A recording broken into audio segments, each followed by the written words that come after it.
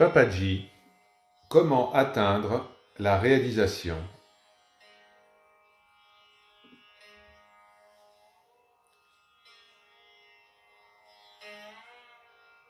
Question. Papaji, pourriez-vous nous suggérer une méthode qui nous permette de nous abandonner à la volonté divine?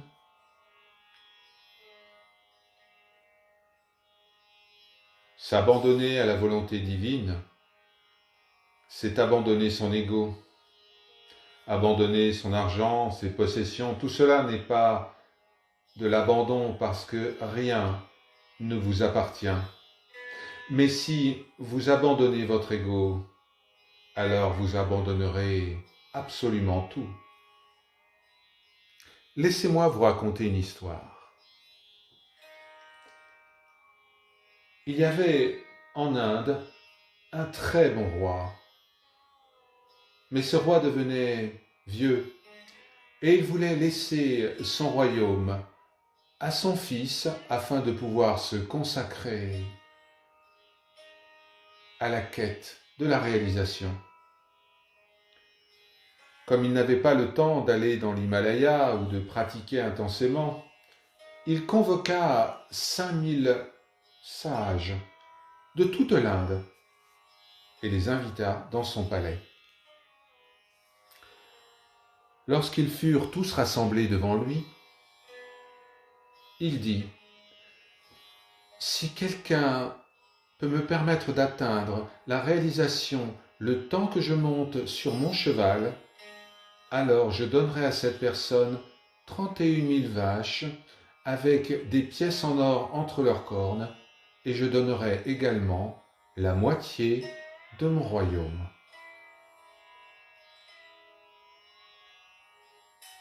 Les sages pensèrent : « Mais que ce roi est stupide. Nous avons tous pratiqué pendant des années, nos barbes ont poussé. Comment peut-il espérer obtenir la réalisation en un claquement de doigts ? Mais nous sommes loin de cela. »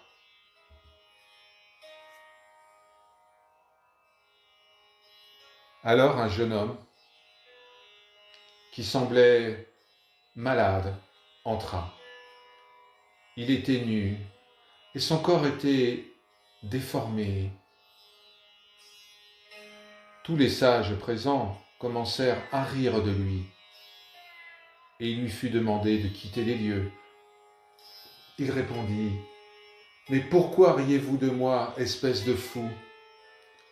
N'êtes-vous donc qu'un groupe de tanneurs de cuir et de bouchers qui ne voient en moi que mes os et ma peau ?»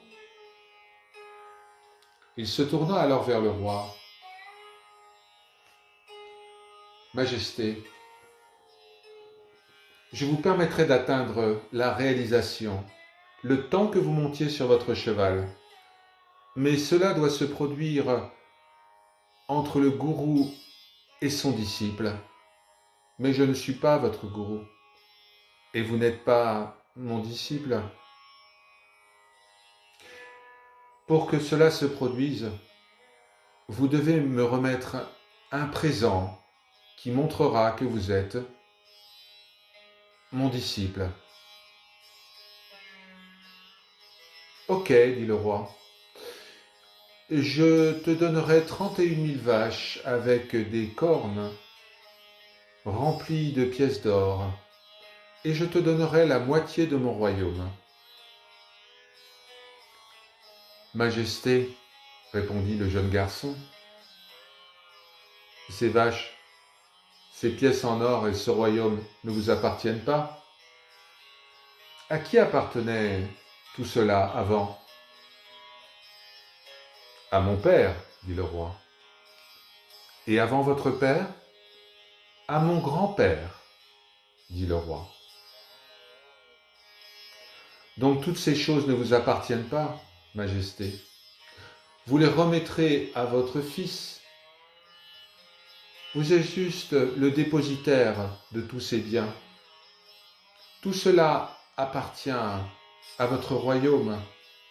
Donnez-moi quelque chose qui vous appartient, vraiment. » Le roi réfléchit et dit, « Eh bien, je vous donnerai mon corps. » Le jeune garçon répondit, « Combien d'épouses avez-vous, Majesté ?»« 4, répondit le roi. « Alors un quart de votre corps appartient à chaque épouse. Votre corps a été donné au royaume pour être son roi.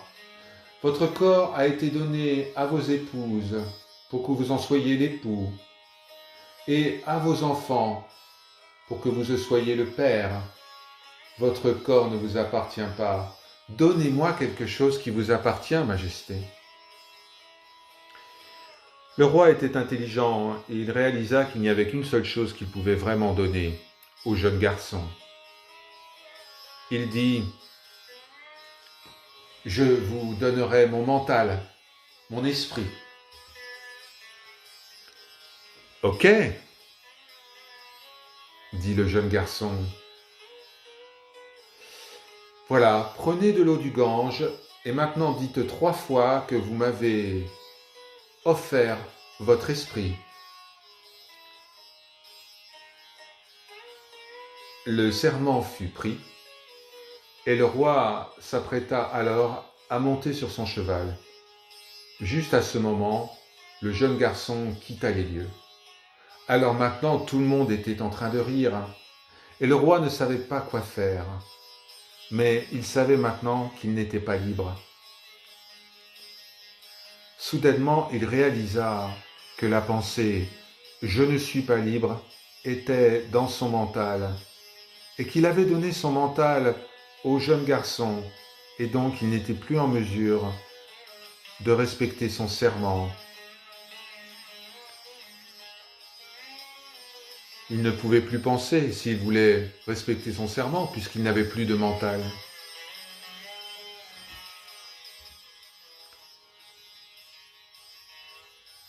À cet instant même, le jeune garçon entra de nouveau, le toucha et dit « Que voulez-vous ? Vous ne voulez pas monter sur votre cheval ?» Le roi ne pouvait plus parler. Son mental avait été anéanti. Il avait atteint la réalisation. Le nom de ce roi était Janaka et le jeune garçon était le sage Ashtavakra. Alors voilà, c'est ce que vous devez faire. Vous devez abandonner votre esprit, votre ego, vos pensées à la personne suprême. Et alors, la personne suprême prendra soin de vous. Ce roi, certes, demeura le roi, mais il s'était abandonné à ceux qui exécutaient ses devoirs en tant que roi. Om Shanti Shanti Shanti